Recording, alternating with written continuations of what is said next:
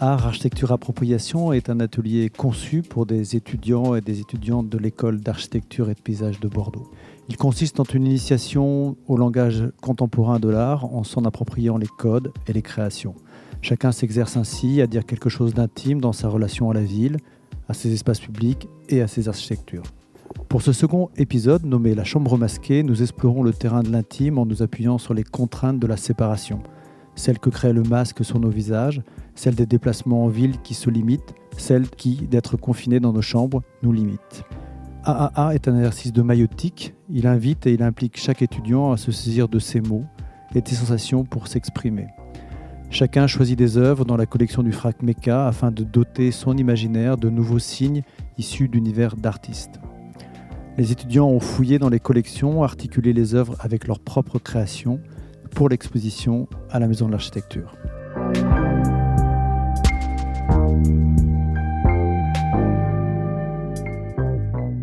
Voilà les étudiants et les étudiantes de deuxième année.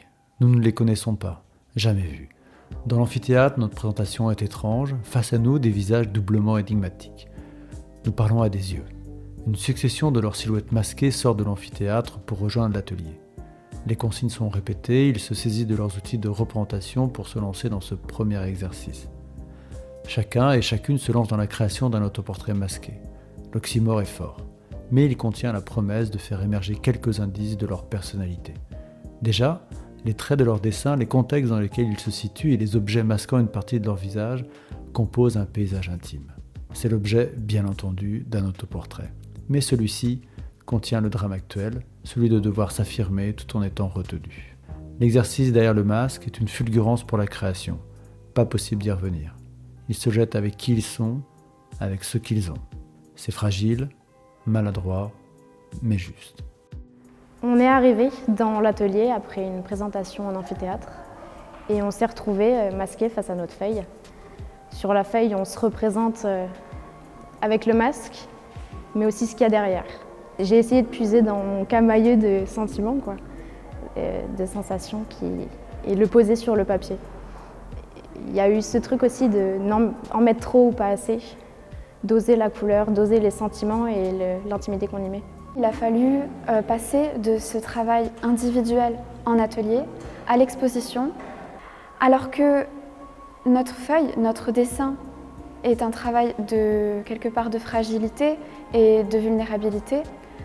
Ça nous a permis, nous individuellement, de nous représenter et de représenter quelque part notre univers plastique, mais en tant que groupe, cette diversité justement de médiums et de couleurs a aussi permis de quelque part représenter qui nous sommes en tant que collectif, en tant que groupe.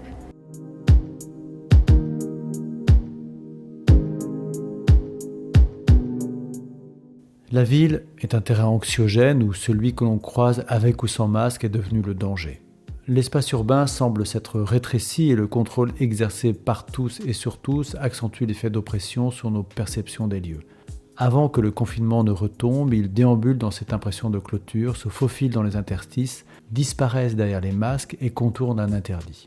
Malgré l'air qui commence à manquer, ils inventent des moments de respiration. Ces collages, 12 par 16 cm, sont parfois maladroits, les associations de matériaux et les formes de découpe sont peu maîtrisées, mais c'est dans ce tâtonnement que l'intérêt réside. Ils dévoilent plus que prévu les émotions. La ville s'est donc rétrécie.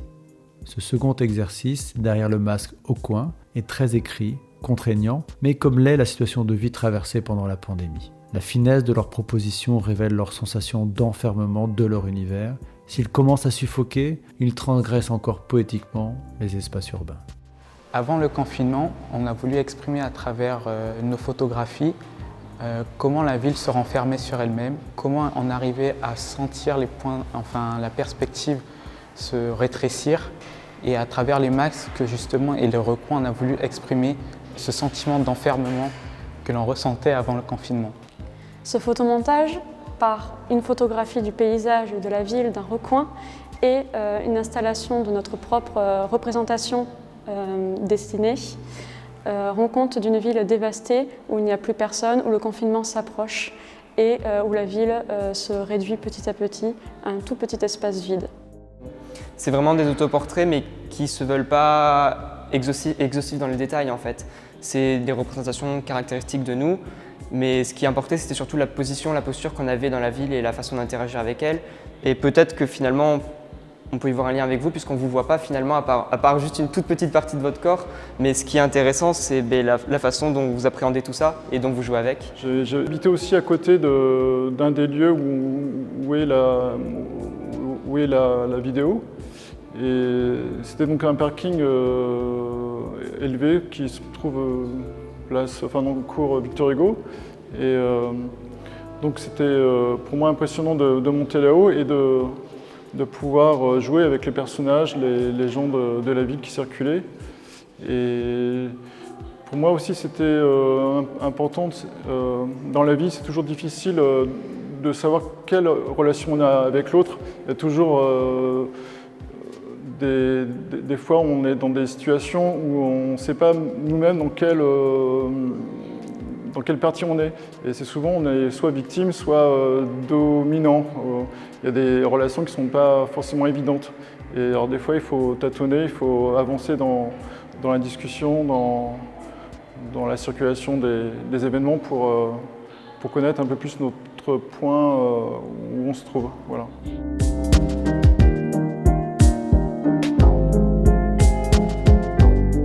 Devant la Mecca, j'attends les étudiants et les étudiantes en profitant des rayons du soleil. Combien d'entre nous fréquentent régulièrement ou a déjà visité une exposition d'art contemporain? Nous plongeons dans l'exposition du FRAC, Millénial, peinture 2000-2020. Cette immersion dans un lieu d'art est une première pour certains. L'exercice consiste à s'approprier une œuvre afin d'en faire le support à l'écriture d'un court texte de fiction. Les étudiants et les étudiantes ont dû choisir un panel d'œuvres pour cette exposition et nous les avons orientés vers des formats vidéo, notamment grâce et à cause de la contrainte technique du 308 qui est le lieu qui accueille cette exposition. Une autre contrainte qui s'est superposée à l'exercice qui était celle du confinement. En effet, ce confinement nous a éloignés des étudiants et des étudiantes et le médium de la vidéo était une manière aussi d'aller plus facilement vers eux pour pouvoir leur montrer les œuvres et pour qu'ils puissent ensuite opérer leur sélection et choisir les œuvres qu'ils souhaitaient voir dans leur exposition. La sélection des vidéos fait écho à cette thématique qui est traitée dans cet exercice, la question du masque, la question de l'intimité, de la chambre, mais aussi de la ville qui se rétrécit, qui commence à disparaître de par le confinement et de cette situation d'enfermement. Nous avons choisi ces œuvres parce qu'elles créent à l'intérieur un monde à part entière, personnel, assez futuriste. En effet, l'artiste s'attache à reprendre des stéréotypes de la vie en banlieue et de ses habitants. Ces œuvres nous ont vraiment touchés parce qu'on retrouve de la société contemporaine. Elle cite par exemple PNL, qui est un groupe de musique actuel, donc ça a vraiment résonné en nous, je pense. Elle utilise un moyen de transport aussi très contemporain, l'overboard. Oui, effectivement, l'overboard, c'est un moyen de déplacement qu'on peut retrouver un peu partout aujourd'hui. Ça induit l'idée de vitesse de la ville. En ce moment, confinés dans notre chambre, nous travaillons sur la création d'un monde à part entière, personnel, ce qui fait totalement écho au travail de Sarah Sadiq. En l'occurrence, le stade où nous sommes dans notre exercice n'est qu'une amorce finalement d'un univers que nous sommes en train de construire. Et à l'inverse, Sarah Sadiq, dans ses œuvres, propose véritablement un monde abouti qui est l'évolution de notre société actuelle. Nous avons aussi choisi ces vidéos parce que l'aspect qui est développé par Sarah Sadiq, à savoir donc le clivage au sein de la ville, en fonction, les stéréotypes en fonction d'une zone qu'on habite dans la ville, c'est quelque chose c'est une question qui nous intéresse vraiment, nous étudiants en école d'architecture. Finalement, le processus de création qu'utilise Sarah Sadiq est très proche du nôtre, de celui de notre exercice, puisque pour construire son monde, elle s'est appuyée, comme on l'a dit auparavant, sur son histoire, sur son expérience, sur la banlieue en général. Et nous, pour construire notre exercice, on s'appuie sur l'idée d'enfermement, sur ce qu'on vit actuellement étant confiné, pour essayer de se rapprocher de la ville. Ces 3 vidéos, elles présentent l'artiste dans la même situation, c'est-à-dire face caméra, pendant que derrière lui se déroule une scène assez inhabituel, puisqu'en fait il s'agit d'un regroupement de personnes qui va attendre pendant plusieurs minutes qu'un événement se passe. Et on va en fait découvrir que cet événement, c'est l'effondrement d'un immeuble, puis on va voir en fait ces personnes se disperser, comme si elles étaient venues un petit peu à un spectacle et qu'elles repartaient tranquillement chez elles. Cette vidéo, en fait, elle nous parle parce qu'en cette période de confinement, c'est vrai qu'on a tout le temps tendance à être dans l'attente que ça se termine. Il se passe vraiment pas grand-chose dans nos vies en ce moment. Dans l'œuvre d'Alexander Costello, on peut aussi se poser la question de la résistance et l'appliquer aussi à notre quotidien, encore une fois. Puisque dans notre confinement et dans notre quotidien qui du coup est assez répétitif, on va chercher des moyens de résister en fait à cette routine et de s'en sortir, de la même manière que lui en fait adopte une posture qui est plutôt contraire à celle des personnes qui l'entourent et même en comportement en général qu'on pourrait trouver normal. Ce qu'on a en fait pendant cet exercice, c'est aussi de nous sortir en fait de cet environnement qui est omniprésent pour nous recentrer sur le nôtre. Et en se recentrant sur le nôtre, en fait, ce qu'on va chercher à avoir, c'est un imaginaire et justement, en fait, à produire notre propre monde qui est complètement différent de celui qu'on peut voir à la télé ou alors celui qui peut nous entourer, même si on est enfermé. Créer son propre monde, c'est un acte de rébellion, c'est un acte libérateur. Et c'est un acte libérateur parce que justement, la création, elle n'a pas de limite physique. Donc cette œuvre, c'est une vidéo dans laquelle on voit donc l'artiste qui filme la rue avec un point de vue plongeant. Donc en fait, il vient manipuler les passants du bout des doigts et on a ce point de vue où justement on peut croire que c'est nous qui sommes derrière la caméra et que c'est nous qui venons manipuler justement les passants. Dans cette vidéo, on a l'impression en fait que le passant est contrôlé, observé et manipulé par justement le dominant. Donc on a cette position dominant-dominé. C'est comme si le passant ici était un avatar et que l'artiste venait vraiment contrôler lui-même ses déplacements dans l'espace urbain. Pour développer actuellement sur cet espace public, il est appréhendé complètement différemment aujourd'hui, puisque peu importe où l'on va, nous sommes encore plus regardés qu'avant, puisqu'on est contrôlé pour savoir si on est en loi de se déplacer à cause de ce confinement. On est sans cesse surveillé par des caméras, par des passants, des gens à leur balcon, puisque tout le monde est confiné. Ça reste un petit peu le seul événement à voir de la journée, un passant qui viendrait faire ses courses ou simplement marcher sur le trottoir d'en face. Et donc justement, en fait, ce trottoir d'en face, pendant le confinement, c'est notre seul rapport à l'extérieur, notre seul point de vue, notre seul divertissement dans la journée. Notre fenêtre devient alors comme une télévision vers ce qui se passe à l'extérieur. C'est aussi pour ça qu'on a choisi cette vidéo, justement, parce qu'on pouvait facilement s'identifier à l'artiste.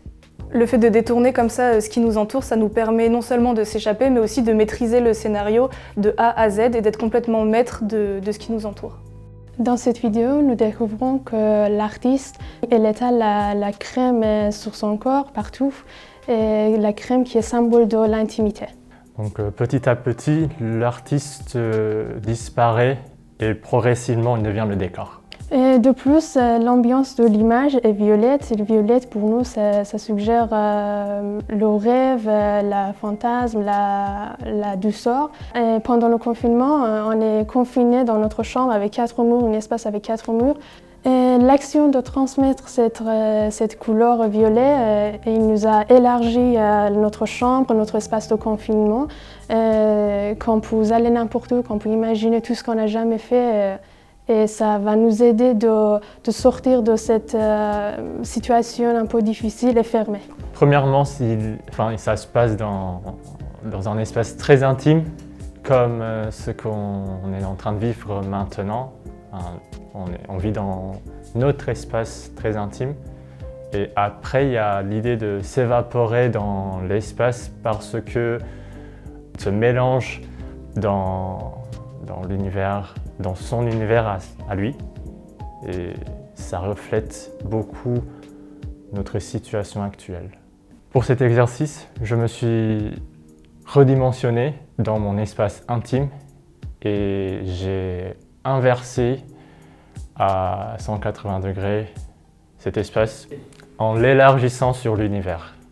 Ça nous montre que l'être, nous, en tant qu'être humain, vont tous disparaître progressivement dans l'univers. Le 308 est un lieu qui a ouvert il y a un peu plus de 10 ans maintenant. On a fêté les 10 ans d'anniversaire en 2009. Et il s'agit d'une ancienne usine de transformation électrique qui a été réhabilité par Fabre de Marien. L'idée étant d'apporter un éclairage sur l'architecture au moyen de plusieurs thématiques. Il peut s'agir occasionnellement d'expositions rétrospectives et il peut aussi s'agir d'expositions de photos par exemple. Au rez-de-chaussée de ce bâtiment-là, il y a ce qu'on appelle la nef des expositions que gère la Maison de l'Architecture et qui accueille plusieurs expositions temporaires chaque année.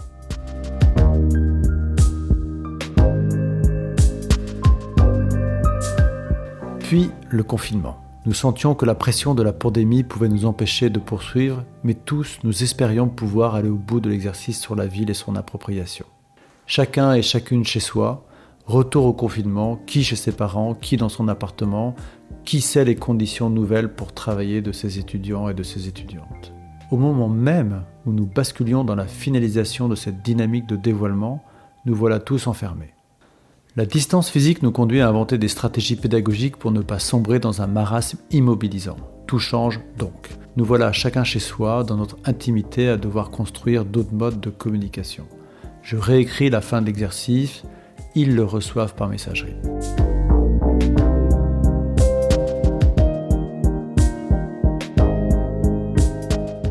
Notre premier rendez-vous en visioconférence démarre. J'ouvre le canal de la caméra, je parle. Sur mon écran d'ordinateur, je vois une quantité incroyable de petites vignettes noires avec des prénoms et des noms. Un par un, je les interpelle et un par un, il ou elle ouvre sa caméra. Soudain, des visages apparaissent, souriants, fatigués, lassés, en contre-jour. La mise à distance numérique révèle leur visage. Incroyable, sans masque. La matière intime est là tout autour de chacun et l'expérience de l'isolement est partagée par tout le monde. Grâce aux ressources en ligne du FRAC, ils peuvent attraper le monde des représentations artistiques pour nourrir leur combat contre l'enfer de l'ennui, la lassitude des répétitions et les angoisses de l'isolement. Depuis leur chambre, derrière leur caméra, en proie aux peurs, aux rages et aux doutes, ils et elles reconfigurent une représentation de leur monde. Mais en s'appuyant sur leurs rêves, leurs secrets et leurs envies de demain, ils et elles bousculent l'espace contraint de leur existence. L'imaginaire permet de tout s'approprier, de tout repousser en assumant de faire une extimité de son intimité. J'ai accompagné ce semestre l'équipe enseignante de la Chambre masquée. C'était ma première expérience en tant que monitrice. J'étais aux côtés de Vanny Plié. Même si au tout départ j'étais un petit peu hésitante et j'avais un peu d'appréhension, finalement je pense que ça m'a donné beaucoup de confiance de participer à cet atelier. Chaque semaine, à partir des travaux des étudiants, de leurs premières ébauches, nous avions pour rôle de les aider à sortir d'eux-mêmes ce qu'ils commençaient à nous dire ou à nous suggérer. Et c'était intéressant d'avoir cette posture un petit peu critique et peut-être un peu objective vis-à-vis de travaux dont nous-mêmes nous ne maîtrisions pas la finalité. C'est la deuxième vague de confinement. Le prof change donc d'exercice, qui est la chambre masquée. Et c'est là où on raconte notre univers. Comme un récit, on a dû s'imaginer un monde dans lequel on pouvait s'échapper de ce carcan, de ce monde morose qui nous oppressait de plus en plus. Et grâce à ça, donc, et grâce à la matière, à cette discipline, on a pu se réapproprier notre chambre et quelquefois même redécouvrir notre chambre dans un autre visage, dans un autre regard. Et c'est ce mélange entre les arts du FRAC et notre propre poésie, notre propre univers, qu'on s'est échappé de ce monde et on s'est ouvert sur d'autres horizons. Durant notre semestre, nous avons réalisé 3 créations. Ces créations ont été mises en page dans un livre d'atelier. L'exposition permet aux visiteurs de pouvoir voir toutes ces œuvres. Elles ont été rassemblées dans le livre. Nous avons l'autoportrait masqué, nous avons la ville se rétrécit et la chambre masquée. Le livre peut être manipulé par les visiteurs durant l'exposition. Nous avons certaines planches qui ont été exposées afin de pouvoir les voir en plus grand et en taille réelle. Dans cette exposition, nous avons accroché les pages comme si nous étions dans le moment de sa fabrication. Dans cette exposition, le visiteur il peut naviguer à la fois entre les œuvres de la collection du FRAC et les productions des étudiants et des étudiantes. Et il n'y a pas de séparation physique entre ces travaux. Il y a vraiment une navigation, un aller-retour entre ces œuvres et ces productions. Elles se répondent, elles se font écho. Chacune vraiment alimente cette thématique et lui propose une réflexion et une manière en tout cas de l'interroger, de la questionner. Cette exposition, c'est une bonne manière de faire vivre les œuvres de la collection du FRAC, mais aussi d'inviter les étudiants et les étudiantes à déjouer un peu aussi et à renouveler le regard sur ces œuvres. Donc c'est aussi une manière pour nous de faire vivre cette collection à travers le regard des autres. Et d'ailleurs, c'est la première fois que nous présentons les œuvres de Sarah Sadik, qui est une artiste de la collection, donc une jeune artiste, dont la thématique dans ses productions fait vraiment écho aussi aux questionnements que se sont posés les étudiants et les étudiantes dans leur exercice. Donc on a vraiment un beau jeu de miroir, en tout cas, entre les productions et ces œuvres.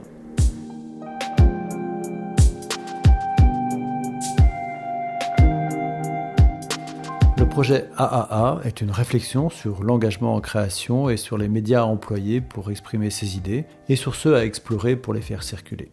L'exposition est le média traditionnel pour les artistes, comme peut l'être la conférence pour un chercheur ou encore l'émission de radio pour partager des idées. Les rencontres avec des professionnels de l'architecture et de l'art sont des moments privilégiés pour réduire les écarts entre les uns et les autres. Pour évoquer cette lutte contre les enfermements, j'ai proposé à l'artiste Nicolas Deban de venir échanger avec nous afin de nous faire partager son expérience de la création d'œuvres d'art sur la question des enfermements et notamment de ceux qu'il a pu rencontrer en prison. Il s'agit d'une personne qui ne pourrait pas vivre une vie normale à l'extérieur, mais qui après quelques conversations, m'a confié une sorte de petite, de petits process journaliers, un petit peu comme ça, où il utilise simplement un jeu vidéo. Et dans ce jeu vidéo, qui prête souvent la part à la violence, etc., à avoir de l'argent ou quoi que ce soit, en fait, simplement, il utilise ce jeu pour pouvoir se balader dans la rue. Il fait ça peut-être 1, 2, 3 heures par jour et il utilise ce personnage sans utiliser les options possibles qui sont de sortir telle arme ou quoi que ce soit. Il utilise simplement ce personnage pour marcher dans la rue, se balader. Il n'utilise pas non plus l'option courir. Il prend son temps. Il tourne, il rentre dans un cinéma virtuel, il passe dans une boîte de nuit, etc., etc. Il s'agit du jeu vidéo Scarface.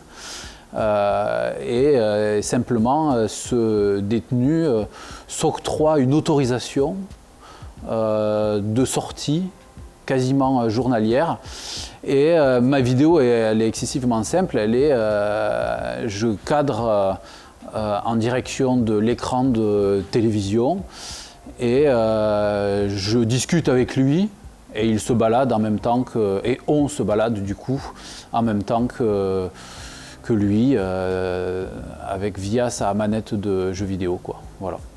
Entre ce que j'ai pu voir et l'expérience que j'ai vécue auprès de ce détenu, ce qui semble être en lien et on va dire, j'utilise une fois de plus ce mot, ce qui semble superposable en fait, c'est le fait que quelqu'un nous convie à explorer un univers depuis un point précis et sans mouvement.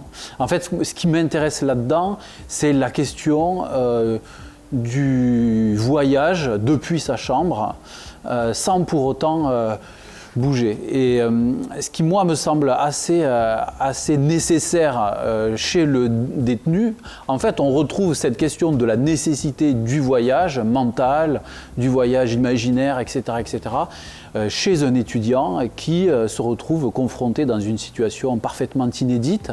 Évidemment, il sortait de sa chambre pour pouvoir être en relation avec d'autres et aller à l'école.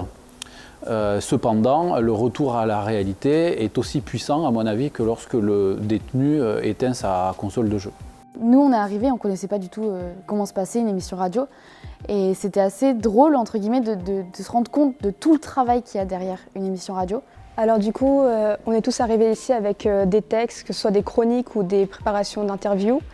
Et l'équipe, en fait, Elle s'est chargée de rendre ça plus professionnel, je dirais. On a commencé à travailler, à reprendre nos textes pour que ça rentre pile poil avec le timing, parce que tout est réglé vraiment à la seconde près presque.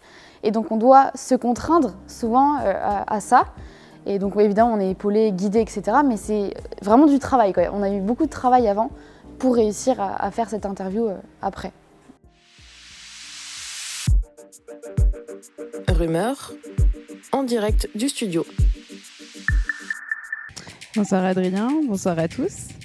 Aujourd'hui, Rumeur Radio accueille le Fonds régional d'art contemporain de Nouvelle-Aquitaine, MECA, l'École nationale supérieure d'architecture et de paysage de Bordeaux et l'artiste Nicolas Dauban pour une émission collaborative et expérimentale. Ce projet radiophonique est manœuvré depuis le studio par 8 des étudiants de 2e année de licence de l'École d'architecture de Bordeaux, inscrits au cours Art, Architecture, Appropriation, dirigé par l'artiste et enseignant Arnaud Théval, en partenariat avec le FRAC MECA et le 308 Maison de l'Architecture.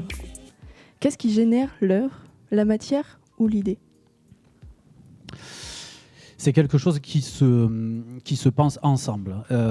Lorsque j'ai imaginé mes premiers dessins, qui donc du coup se sont faits avec de la poudre de fer, il fallait que je trouve une matière qui raconte quelque chose en même temps qu'elle soit posée d'une certaine manière et qu'elle fasse un motif. Et pour le coup, utiliser de la poudre de fer, c'était raconter l'évasion d'un détenu. Parce qu'on imagine qu'un détenu lime ses barreaux et que quand il lime ses barreaux, il produit de la poudre de fer. Et tout d'un coup, cette poudre de fer, elle a du sens. Pour moi, dessiner avec une certaine matière ou sculpter avec une certaine matière, c'est déjà donner un sens à l'œuvre. Voilà. J'ai l'impression d'être plus libre avec ça.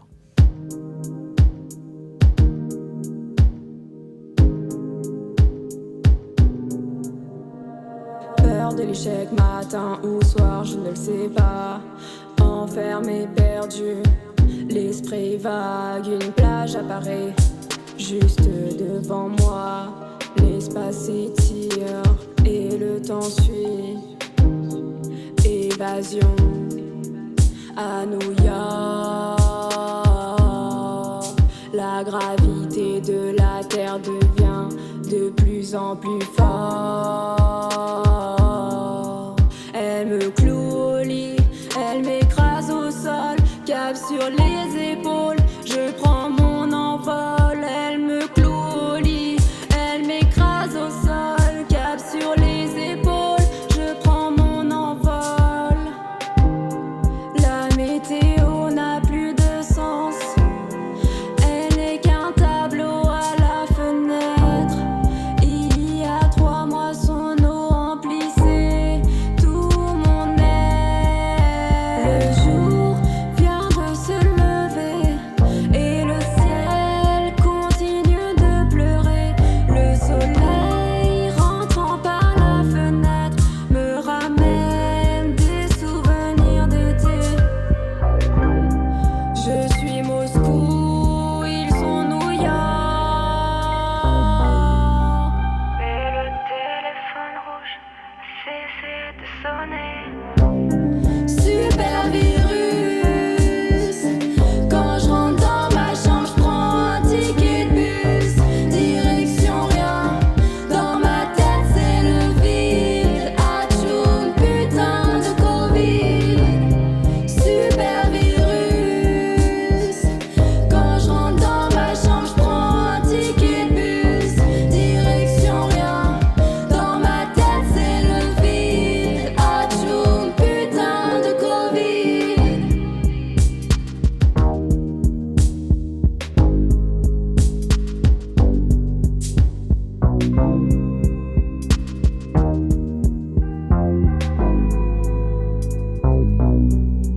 J'ai démoli